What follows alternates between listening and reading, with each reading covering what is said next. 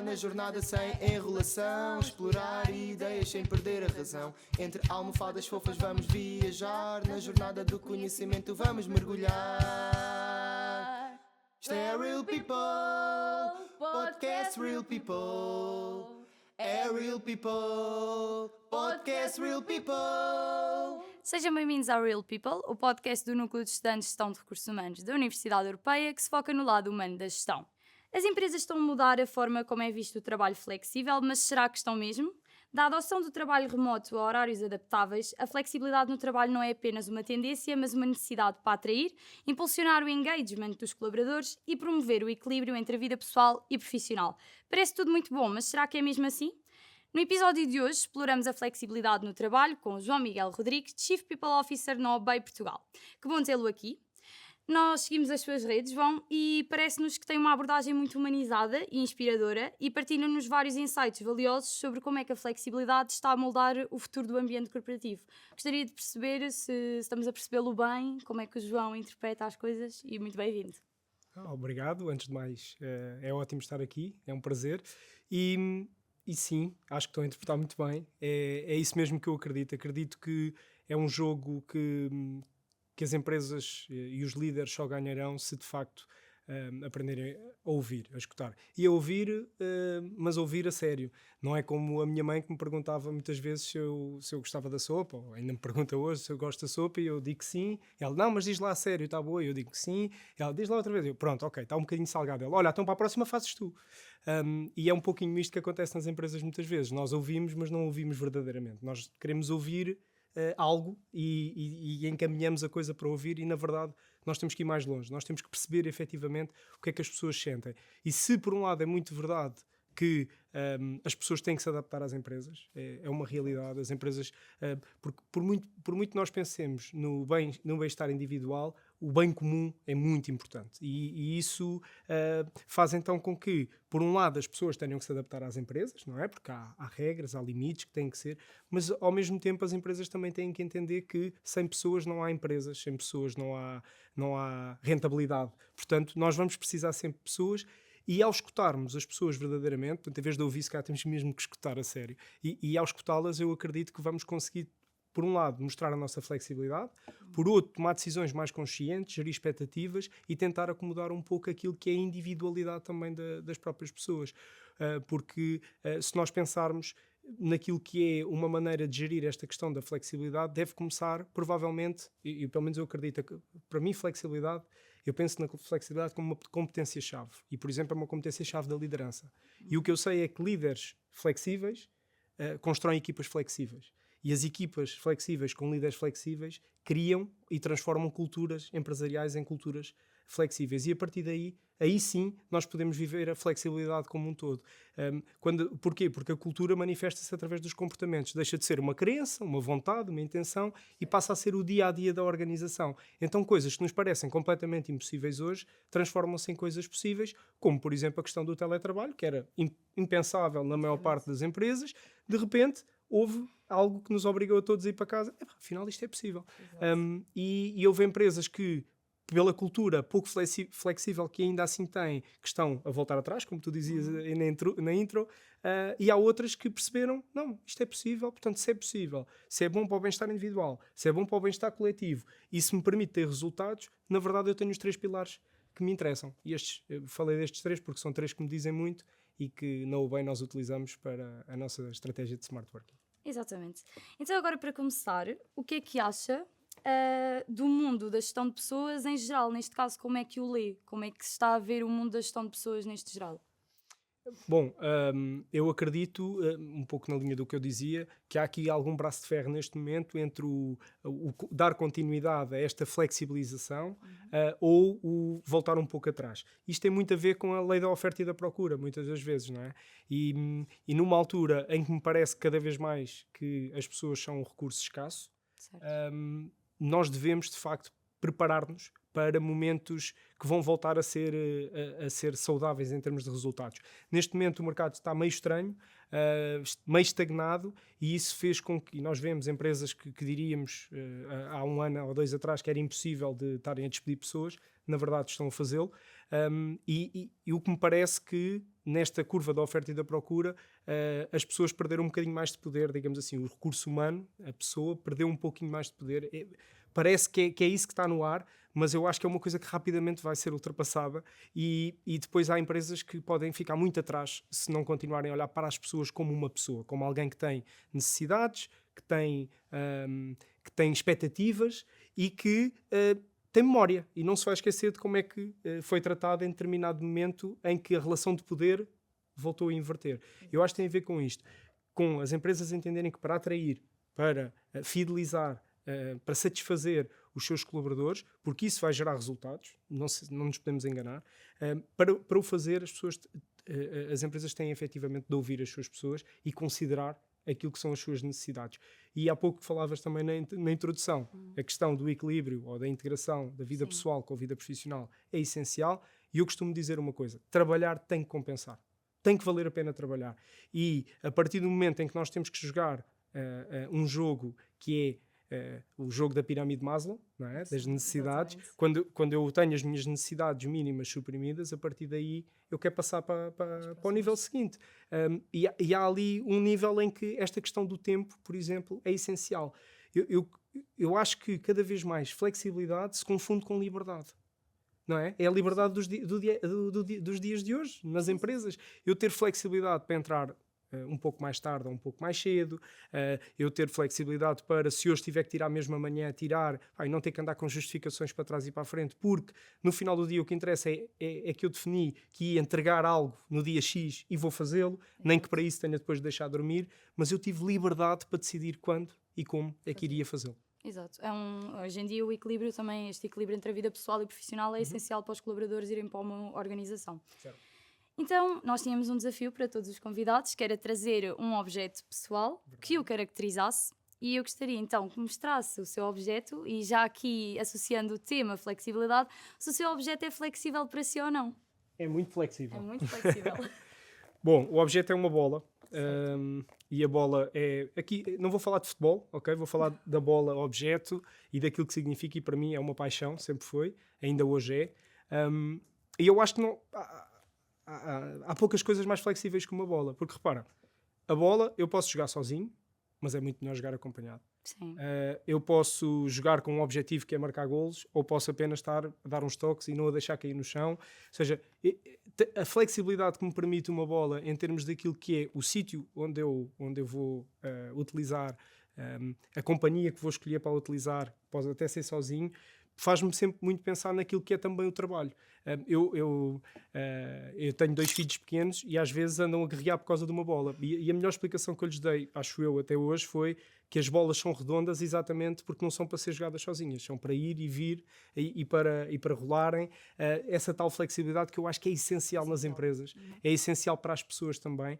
E é olharmos para um objeto e cada um fazer um bocadinho aquilo que bem entende com ele, mas perceber que há maneiras, se calhar, melhores e outras menos boas. Não é? Se eu der aqui um chute com muita força, se calhar parte alguma coisa. Portanto, eu tenho que adaptar ao contexto.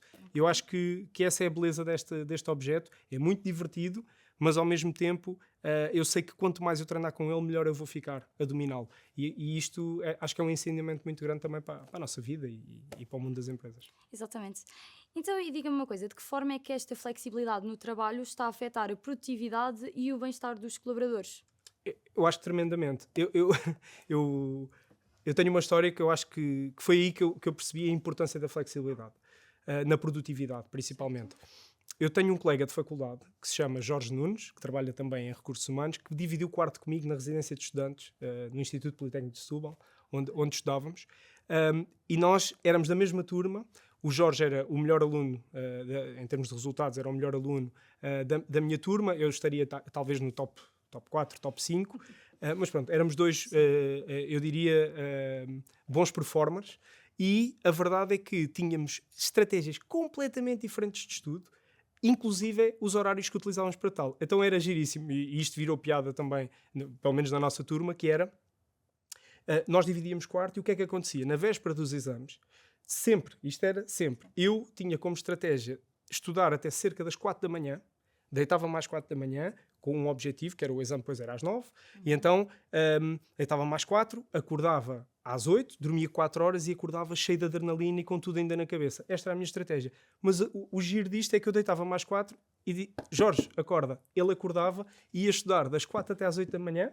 Às 8 da manhã parava, tomávamos o pequeno almoço juntos, íamos juntos para a escola, os dois íamos fazer exame e normalmente tínhamos os dois excelentes notas. Isto para dizer que é aqui que entra a flexibilidade. Os momentos produtivos de um e do outro eram completamente distintos. A estratégia que nós tínhamos era completamente distinta. O resultado, muitas das vezes, era semelhante e igualmente bom. E eu acho que, ao percebermos isto e não tentarmos fechar as pessoas em caixas, porque, repara, havia quem me reprovasse, às 4 da manhã, isso não é hora de deitares antes de um exame. E havia quem o reprovasse a ele. Às 4 da manhã acordares, isso já devia estar estudado. A verdade é que resultava. Nós sentíamos-nos bem. E eu acho que isto é um ensinamento para toda a nossa vida quando devemos respeitar os momentos favoráveis, digamos assim, das nossas equipas. Na minha equipa, por exemplo, eu tento aplicar isto na prática. Por exemplo, as minhas pessoas sabem, não precisam de me pedir autorização para ir a uma consulta ao meio do dia, para ir fazer o que for durante o dia. Preciso só que esteja informado, que me informem, mas não preciso de autorização. Eles só precisam de autorização se mudarem o combinado comigo. E o combinado é, eu vou entregar isto até amanhã ao meio-dia. Se houver alguma coisa que aconteça que pode interferir com essa entrega, com esse resultado, aí sim eles têm que me pedir autorização. Caso contrário, certo, não é necessário. Exatamente. Então, e diga-nos quais é que são os principais benefícios identificados pelos seus colaboradores na OBEI ao terem assim uma empresa com flexibilidade? Bom, eu acho que o respeito pelo nosso bem-estar individual acaba... Eu costumo dizer que há 2 ou 3 coisas que somos todos iguais, apesar de sermos diferentes em muitas. Uma delas é que todos nós gostamos de ser tratados com respeito, com consideração. E todos gostamos, de facto, a nossa palavra conta, o tal ser escutado. E eu acho que na OBEI isso acontece. Somos uma empresa muito imperfeita, e eu acho que isso é ótimo. É ótimo porque temos todos muito vincado, desde o CEO até qualquer outra pessoa da organização, essa humildade de nós ainda não fazemos tudo bem. Isso, por um lado, é extremamente entusiasmante, não é? Temos coisas para fazer. Por outro lado, eu acho que é a maior... Eu costumo dizer que o feedback é a maior alavanca de desenvolvimento individual e coletivo por causa disso. E eu acho que esse é o primeiro ponto. As pessoas, ao sentirem-se vivas, ao sentirem a tal cultura de flexibilidade, as pessoas sentem-se bem, sentem-se respeitadas. E depois... Há determinados benefícios que nós implementamos que eu acho que têm algum impacto. Infelizmente não conseguimos aplicar a todos da mesma maneira, porque tem a ver com as circunstâncias da função, do projeto onde estão inseridos, etc. Mas o nosso mindset é claramente um mindset de smart working, ou seja, é a pessoa, junto com a sua liderança e tendo em conta a sua função, a sua responsabilidade, decide como, onde e quando vai trabalhar. Isso para nós é o mais importante, dar essa liberdade, portanto não há nada demasiado fechado, para respeitarmos então esse tal bem-estar individual. Eu acho que isso é muito importante. Ok, então nós temos uma pequena rúbrica aqui no nosso podcast ao que chamamos isto ou aquilo. Então vamos fazer agora, temos 2 questões, ok, para o João escolher. E a primeira é, o João preferia ser guarda-redes, ok, ou jogador avançado? Ok. Bom, é complicado. O meu filho é guarda-redes, tem 8 anos, começou agora, mas eu diria avançado e foi a minha posição durante muitos anos. Eu joguei futebol federado, era mau, graças a Deus, e por isso é que estou hoje aqui, podia estar no outro lado, mas porque é que eu diria avançado? Porque eu sempre assumi muito a responsabilidade. Nunca tive muito receio de assumir a responsabilidade. Eu acho que é um pouco esse o papel do avançado. Repara que há equipas que podem ganhar ou podem perder, independentemente disso. Se um guarda-redes sofrer um golo, e principalmente se for assim um frango, por muito que a equipa ganhe, ele vai ser crucificado. Se um avançado não marcar golos, ele vai ser crucificado. E isso diz muito desses 2 papéis. E são 2 papéis de liderança, a meu ver, dentro de uma equipa, e acontece o mesmo nas organizações, que é o quanto tu tens que assumir para ti a responsabilidade de algo, mesmo que saibamos que a responsabilidade não é toda tua. E é isso que um líder muitas vezes faz. Acaba por assumir a responsabilidade de algo, quando na verdade houve muitas outras coisas que correram mal, mas alguém tem que levar com essa responsabilidade. Em cima disso ainda há um papel muito importante, que é o treinador, não é? Que é o máximo responsável sempre que a equipa perde, e quando ganha normalmente dá os louros aos jogadores, é isso que um líder deve fazer. Exato. Então agora passando mesmo para a pergunta séria, não é verdade? Então o João preferia ter uma semana de trabalho onde trabalhasse mais horas em menos dias ou uma semana de trabalho distribuída onde escolhesse as horas que iria fazer por dia? Bom, o contexto é sempre importante, porque se eu não Exato. sem pensar em contexto, eu preferia trabalhar, por exemplo, 4 dias e descansar 3. Claramente. 4 dias a sério, acredito muito nisso. O contexto leva-me a ter que responder, se calhar, da outra forma. Porquê? Porque acredito que os meus filhos têm que comer todos os dias, eu preciso de os ver todos os dias e provavelmente eu preciso de mais tempo para o tal equilíbrio. E então provavelmente eu prefiro 5 dias a trabalhar menos e a ter tempo para acomodar tudo do que ter os 4-3. No entanto, como digo, em termos conceptuais, os 4-3 é algo com que me identifico. Mas eu gostava de perguntar o mesmo a ti, Ana.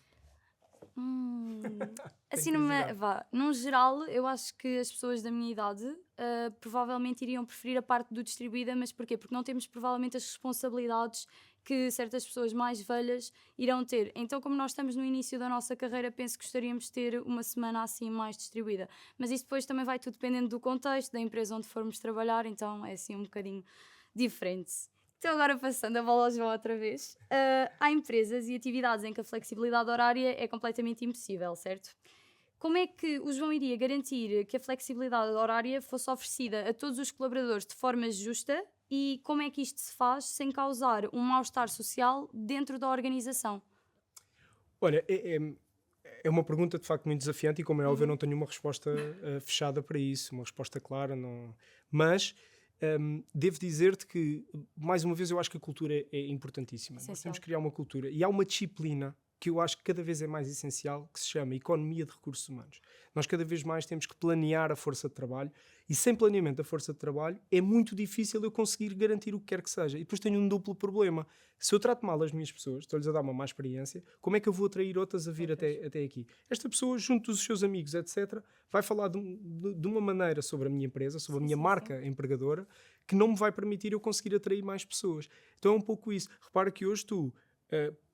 se calhar estou a ser injusto, mas aquilo que eu sinto é ninguém quer ser polícia, ninguém quer ser professor, ninguém quer ser profissional de saúde, e isto tem muito a ver com essa questão, com a questão da cultura que se enraizou de excesso de horas de trabalho, de um déficit de número de pessoas a trabalhar, e isto é um problema que tende a piorar cada vez mais, que não tem a ver só com vencimentos, acredito eu, há algo muito mais para além disso.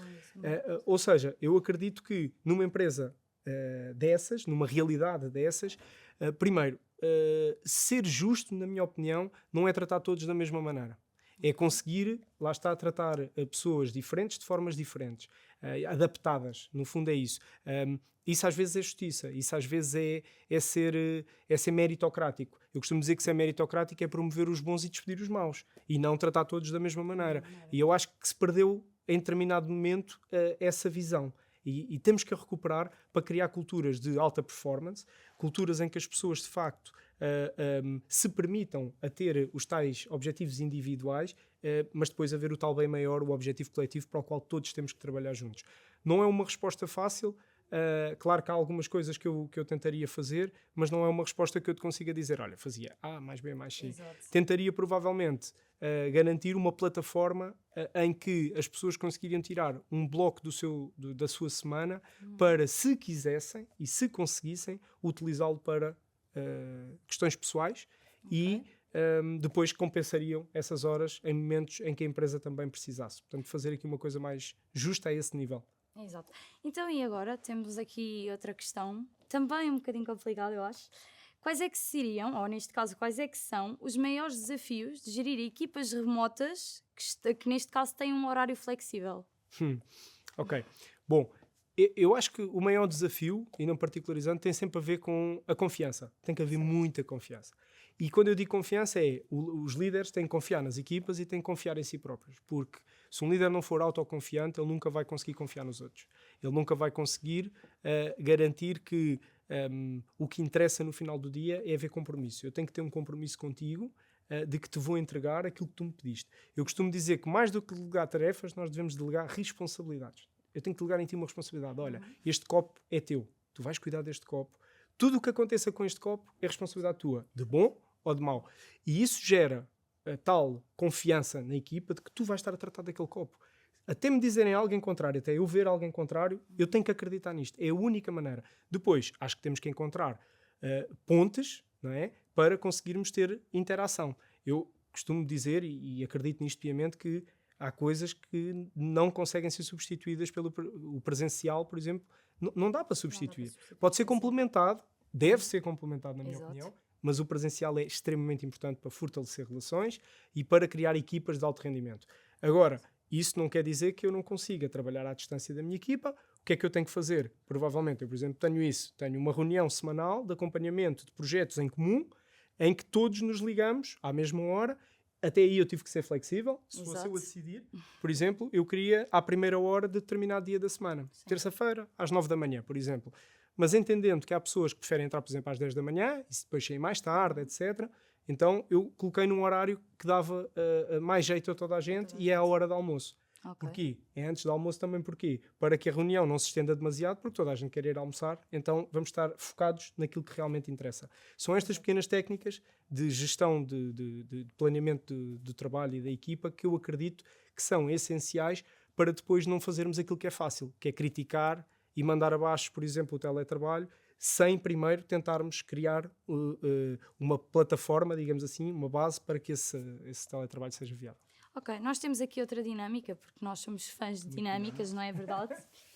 Então, nós temos aqui o que chamamos a nossa rodinha dos desafios, ok? E apresenta aqui 3 coisinhas. Neste caso temos hospital, atendimento ao cliente e temos gerir equipas em diferentes fusos horários. Então, o João vai rodar a rodinha e, consoante o que calhar, eu depois vou-lhe fazer uma questão para o João responder. Pode ser? Tem que ser, não é? Tem que ser. Mas não é fácil. Vamos ver então o que é que calhou. Portanto, temos o atendimento ao cliente, ok? Eu acho que vou pôr aqui já em baixo. Imagina que estaria então neste cenário do atendimento ao cliente, numa empresa, como é que iria oferecer aos colaboradores a possibilidade de terem um horário flexível? Muito bem. Eu acho que, não me querendo repetir, eu falei há pouco que para mim é muito importante a questão do planeamento da força de trabalho. E há uma prática, quando nós planeamos uma força de trabalho, de utilizar os FTEs a 100%. Ou seja, é tentar que a pessoa esteja alocada a 100%. E eu tendo a não concordar com isso. Eu tento sempre ter as minhas pessoas 80% do seu tempo alocado. Isso permite-me que eu, em 5 pessoas, tenha um recurso a mais disponível, ok? Que é 20% do tempo destas pessoas. Exatamente para garantir que tenho a flexibilidade para lidar com imprevistos. Isso é mesmo muito importante. Como eu disse há pouco, uma das coisas que eu faria no atendimento ao cliente, pensando que a entrada e a saída, ou seja, a abertura e o fecho, por exemplo, de uma loja, são pontos essenciais e que eu tinha que ter o máximo da minha carga, do meu fator humano disponível, eu iria tentar flexibilizar tudo aquilo que eu pudesse nos entretantos. Ou seja, dar os tais blocos de tempo em que a pessoa poderia utilizar para tratar da sua vida pessoal, seja porque tem que ir às finanças, seja porque quer ir às compras, seja porque quer relaxar e ir até à piscina municipal. Exato. Eu tentaria criar aqui uma plataforma de flexibilizar o horário nessa perspectiva. Acho que, mas nada como, mais uma vez, escutar as pessoas e tentar entender, porque se calhar as pessoas, para haver flexibilidade, gostavam apenas de sair a horas. Então, concluindo assim, tínhamos pedido a cada convidado que nos mostrasse a almofada que trouxe. Portanto, eu pedia que o João agora mostrasse a sua almofada e que nos dissesse o que é que ela significa para si. Bom, a minha almofada, como podem ver, é uma almofada da Obey. Foi uma oferta que demos aos nossos colaboradores há um tempo atrás. E para mim simboliza um bocadinho também isto que é a flexibilidade, que é, eu acho que as marcas nos devem acompanhar, e nós acompanhar as marcas. Eu costumo dizer que a partir do momento em que eu entrei na Obey, a Obey passou a ser parte da minha vida para sempre, porque vai ficar no meu currículo, e quanto maior e melhor for a Obey, maior e melhor será o meu currículo. Esta oferta na altura foi para desejarmos um bom verão às nossas pessoas, numa altura difícil, à altura do Covid, e a ideia foi que as pessoas pudessem de facto relaxar um pouco, aproveitar os momentos com a sua família. Eu acho que é um pouco isso que também queremos com este conceito da flexibilidade, não é? Que as pessoas possam trabalhar bem, mais do que muito, é bem, trabalhar bem, mas tem que compensar e depois também tem que ter o resto da vida para usufruir. Se isso pudesse ser feito acompanhado da marca que representamos todos os dias e termos orgulho de levar uma almofada de Obey para a piscina, para a praia, para o campo, não interessa, eu acho que é muito gratificante também para quem depois está a trabalhar nestas áreas como eu trabalho e como a minha equipa trabalha. Exato. Bom, então, queríamos agradecer-lhe a sua presença e a sua contribuição para este projeto. Portanto, temos aqui um livro dos 60 anos de histórias vividas dos recursos humanos. E pronto, queríamos agradecer a sua presença. Foi um gosto tê-lo aqui. Eu que agradeço. Hoje. Foi ótimo. Obrigado. Obrigada. Obrigado.